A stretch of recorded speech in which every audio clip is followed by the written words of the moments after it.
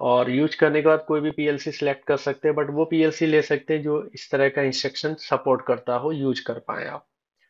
तो आप क्या करेंगे, सबसे पहले एक सिमुलेशन यूज करेंगे। अगर सिमुलेशन नहीं है, डायरेक्ट पीएलसी पे यूज कर सकते हैं। तो क्योंकि मेरे पास वर्चुअल पीएलसी जनरेट करना चाहता हूँ विदाउट हार्डवेयर, तो स्टार्ट सिमुलेशन मैंने क्लिक किया।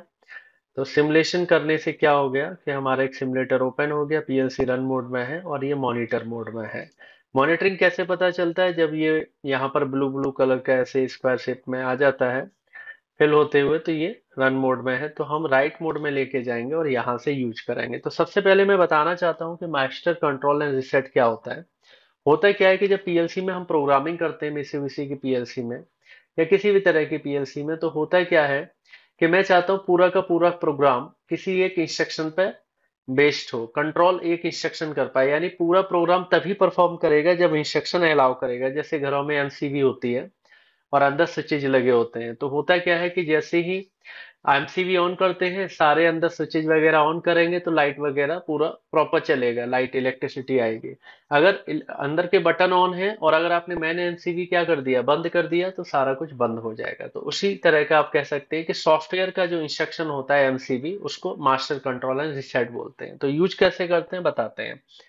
सबसे पहला एक इनपुट ले लेंगे यहाँ पर, और मैंने यहाँ पर एक्स जीरो ले लिया और इस पे एक डिफाइन कर दिया, इनपुट फॉर रीसेट या इनपुट फॉर मास्टर कंट्रोल।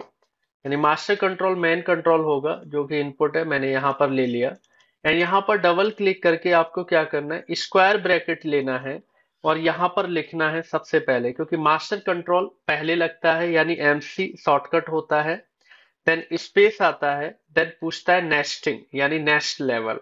तो नेस्टिंग को एन से डिनोट करते हैं और यहाँ पर मैंने एन जीरो लिख दिया, क्योंकि नेस्टिंग अलग अलग नंबर्स पे होती है। तो नेस्टिंग मतलब होता है कि आपको कैसे सीक्वेंस बनाना है, यानी कितने टोटल अगर एमसी लगाने हैं, यानी मास्टर कंट्रोल तो कितने लगाने, वो नंबर डिफाइन कर दिया, देन स्पेस दिया और यहाँ पर बिट एड्रेस लिया। तो मैंने कोई भी एक मेमोरी एड्रेस ले लिया, लाइक M10 ले लिया, आप कुछ भी ले सकते हैं, मैंने रेंडमली M10 ले लिया। तो ये जनरल मेमोरी है, क्योंकि मैंने प्रीवियस वीडियो में बताया था कि जनरल मेमोरी एड्रेसेस कहाँ से कहाँ तक होते हैं एंड लैच वाले कहाँ से कहाँ तक। तो ये मैंने जनरल मेमोरी एड्रेस ले लिया। यानी क्या लिखा, एमसी मतलब master control space N zero यानी नेक्स्ट नंबर, यानी next int number and bit. Enter किया। पूछ भी रहा है कोई नेम डिफाइन करना है, कर सकते हैं, अदरवाइज आप लीव कर सकते हैं।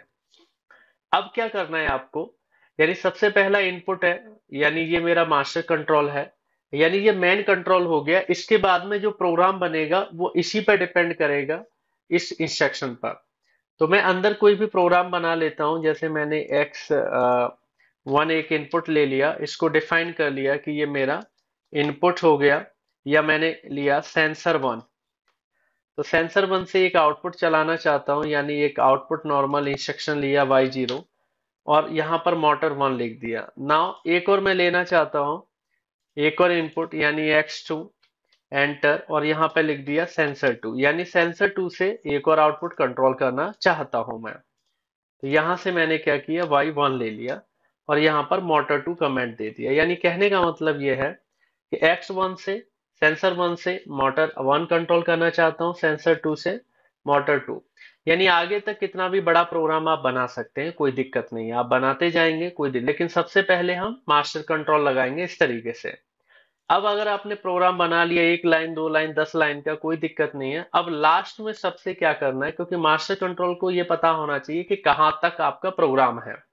तो सबसे लास्ट में आपको क्या करना है, स्क्वायर ब्रैकेट लेना है और यहां पर लिखना है MCR, यानी मास्टर कंट्रोल रिसेट आता है। यानी सबसे ऊपर MC आता है, मास्टर कंट्रोल रिसेट आता है सबसे लास्ट में।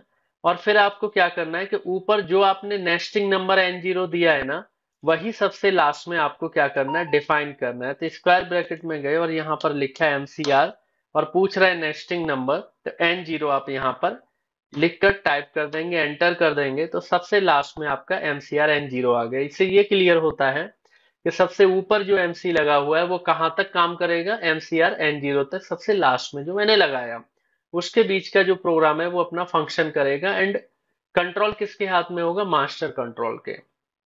इतना सा काम है। इतना करने के बाद इसको कंपाइल कर लीजिए। कंपाइल करने के बाद राइट टू पीएलसी करेंगे, यानी पीएलसी में इस प्रोग्राम को राइट कर देंगे, ट्रांसफर कर देंगे। और ट्रांसफर करने के बाद आप देखेंगे क्या होता है। Yes and run and close करेंगे। और क्लोज करने के बाद मॉनिटर मोड पे करेंगे। तो मॉनिटर मोड पे जैसे ही आपने किया, तुरंत आपने देखा कि इनपुट जीरो जो है उससे मास्टर कंट्रोल N0 M10, अब जो N0 है और M10 है ये ऑटोमेटिक यहाँ पर आ जाएंगे। देखिए इस तरह से N0 लेफ्ट साइड में और M10 इधर। ये यही बताता है कि मास्टर कंट्रोल लगा हुआ है, और उसके बाद जो टोटल डिपेंडेंसी है, जो भी आगे का जो लॉजिक है, वो बेसिकली इसी पर है। तो देखिए सबसे पहले मैं मास्टर कंट्रोल जो है इंस्ट्रक्शन वो X0 से है। मैं इनपुट X0 प्रेस नहीं कर रहा हूं, मैं एक बार चेक करना चाहता हूं कि X1 और X2 प्रेस करने पे क्या हो रहा है। तो राइट क्लिक करके डिबग में जाके मॉडिफाई वैल्यू में जाके मैं यहाँ पर X1 लिखता हूँ एंड ऑन करता हूँ। तो देखता हूं मैं ऑन कमांड दिया, सेंसर 1 पे सिग्नल आया, लेकिन मोटर 1 यानी Y0 आउटपुट ऑन नहीं हुआ। देखिए ऑन नहीं हो रहा है।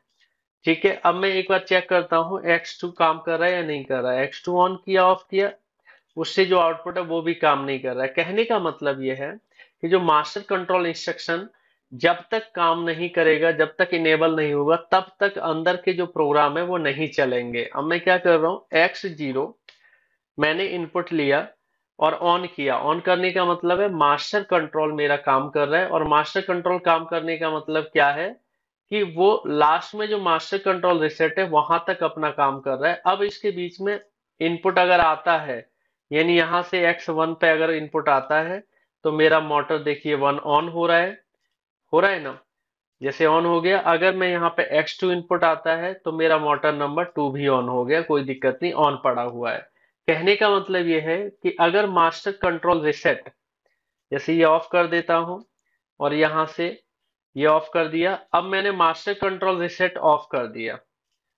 अब अगर मैं यहां से X1 फिर से ऑन करता हूं सेंसर 1, तो कुछ नहीं चलेगा, और X2 करता हूं तो वो भी नहीं चलेगा। कहने का मतलब ये है कि जब तक मास्टर कंट्रोल इंस्ट्रक्शन ऑन नहीं होगा, तब तक उसके बाद जो प्रोग्राम अंदर बने हुए पीएलसी में वो बिल्कुल भी नहीं चलेंगे। यानी X1 से मोटर 1 है और इससे मोटर 2 है, तो ये बिल्कुल अब चलेंगे। अब देखिए माना कि अंदर के बटन जो सेंसर 1 सेंसर 2 हाई है, या कोई बटन है ऑन है, आउटपुट आ रहा है। अब अगर गलती से भी X0 इनपुट अगर आप ऑफ कर देते हैं, तो क्या होगा, अंदर जो आउटपुट है मास्टर कंट्रोल के ऑफ होते ही वो अपने आप ऑफ हो जाएंगे, भले ही इनपुट मेरे यहाँ पर क्या है, ऑन पड़े रहे। तो इस तरीके से कहने का मतलब यह है कि मास्टर कंट्रोल रिसेट अगर ऑन होगा, तो उसके बाद जो भी प्रोग्राम है उससे जो इनपुट आएगा देन आउटपुट मेरे ऑन होते रहेंगे। अगर ये ऑन नहीं है तो फिर प्रॉब्लम आएगी, आपका ऑपरेशन नहीं चलेगा। इस तरीके से माय फ्रेंड्स हम मास्टर कंट्रोल रिसेट क्या करते हैं, यूज करते हैं। तो होप आपको ये वीडियो मेरा पसंद आया होगा। ये बहुत इंपॉर्टेंट इंस्ट्रक्शंस हैं एंड हम काफी ज्यादा इसको यूज करते हैं। सो इस वीडियो को लाइक जरूर कीजिएगा एंड मेरे चैनल को सब्सक्राइब करें, शेयर करें। एंड अगर कोई इशू है तो आप मेरे कमेंट बॉक्स में कमेंट कर सकते हैं, यूट्यूब चैनल के डिस्क्रिप्शन कमेंट बॉक्स में। एंड कोई इशू और ज्यादा है तो आप मेल भी कर सकते हैं, I definitely reply to you. And yes, आपकी और भी वीडियो मेरी आगे आएंगी, सो लगातार चैनल को फॉलो करते रहें एंड वीडियोस से देखकर आप प्रैक्टिस करते रहें। So thanks for watching my videos, thank you.